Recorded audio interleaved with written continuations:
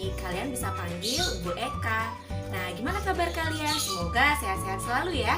Nah, hari ini kita akan belajar mengenai sistem reproduksi manusia. Nah, namun sebelum itu kita pelajari pembelahan sel dulu ya. Yuk kita saksikan videonya. Dulu waktu kalian TK, mungkin tinggi kalian antara 120 sampai 130 cm. Dan hari ini kalian sudah kelas 9, mungkin tinggi kalian 150 atau 160 cm. Tahukah kalian mengapa tubuh kita bisa bertambah tinggi? Yuk kita cari tahu. Sebelumnya, kita telah mengetahui bahwa pada awalnya manusia berasal dari satu sel. Sel tersebut kemudian mengalami pembelahan sehingga jumlah sel manusia pada saat dewasa dapat mencapai 200 triliun. Nah, dapatkah kamu menyebutkan kenapa sih sel bisa membelah? Nah, alasan pertamanya sel mengalami pembelahan adalah untuk pertumbuhan. Makhluk hidup dapat tumbuh dan berkembang karena sel-selnya bertambah banyak. Semakin banyak sel pada makhluk hidup, maka semakin besar pula ukuran makhluk hidup tersebut. Alasan selanjutnya adalah untuk perbaikan. Pernahkah kalian mengalami luka pada bagian tubuh? Nah, perbaikan jaringan yang rusak pada tubuhmu merupakan hasil dari proses pembelahan sel. Alasan terakhir sel mengalami pembelahan adalah untuk reproduksi. Pada reproduksi aseksual diperlukan sel kelamin untuk pembentukan individu baru atau sel anakan. Proses pembentukan sel kelamin ini dilakukan dengan cara pembelahan sel. Pembelahan sel dibedakan menjadi pembelahan mitosis dan meiosis. Pembelahan mitosis terjadi pada sel-sel tubuh makhluk hidup. Nah, pembelahan ini terjadi melalui satu kali pembelahan dengan tahapan profase, metafase, anafase, dan telofase. Profase. Pada fase ini, benang kromatin akan memadat dan memendek hingga membentuk kromosom. Setiap kromosom terdiri atas 2 kromatid yang diikat oleh sentromer. Anak inti atau nukleolus akan melebur. 2 buah sentriol akan bergerak menuju kutub yang berlawanan dengan membentuk benang spindle. Benang ini nantinya akan menarik sentromer. Metafase. Benang spindle akan mengikat kromosom, sehingga kromosom berada di tengah sel atau di bidang ekuator.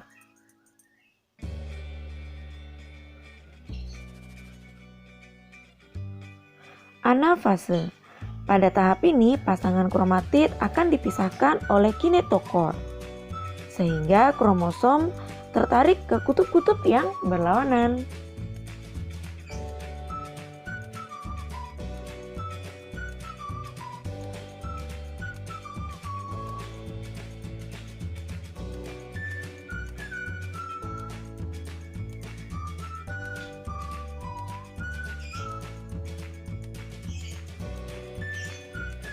Telofase. Pada tahap akhir dari pembelahan mitosis yaitu fase telofase, umumnya selalu diikuti dengan pembelahan sitoplasma.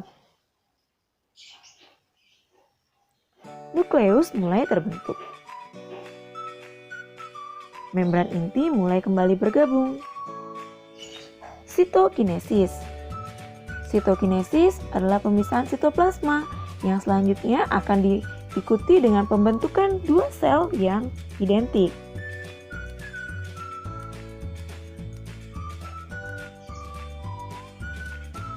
Sehingga pada pembelahan mitosis, satu sel induk akan membelah menjadi 2 sel anak. Sifat sel anak sama dengan sel induk. Jumlah kromosom sel anak sama dengan jumlah kromosom sel induk yang bersifat diploid. Mitosis ini bertujuan untuk memperbanyak jumlah sel untuk pertumbuhan dan perkembangan.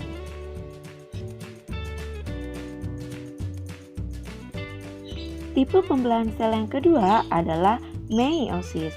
Terjadi pada sel kelamin atau sel gamet melalui 2 kali pembelahan, yaitu meiosis 1 dan meiosis 2. Pada dasarnya, fase-fasenya sama dengan fase pada mitosis.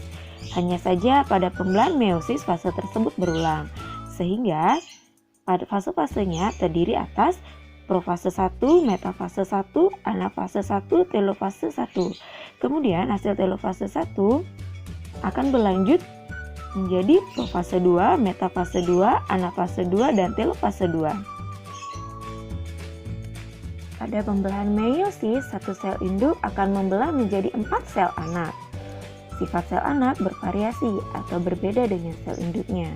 Jumlah kromosom sel anak setengah dari jumlah kromosom sel induk atau bersifat haploid. Tujuan dari pembelahan meiosis adalah untuk menghasilkan gamet atau sel kelamin melalui peristiwa gametogenesis. Baik, sekian dulu materi hari ini ya. Sampai ketemu lagi di video selanjutnya. Kita tutup dengan Paramo Santi. Om Santi Santi Santi Om. Bye-bye.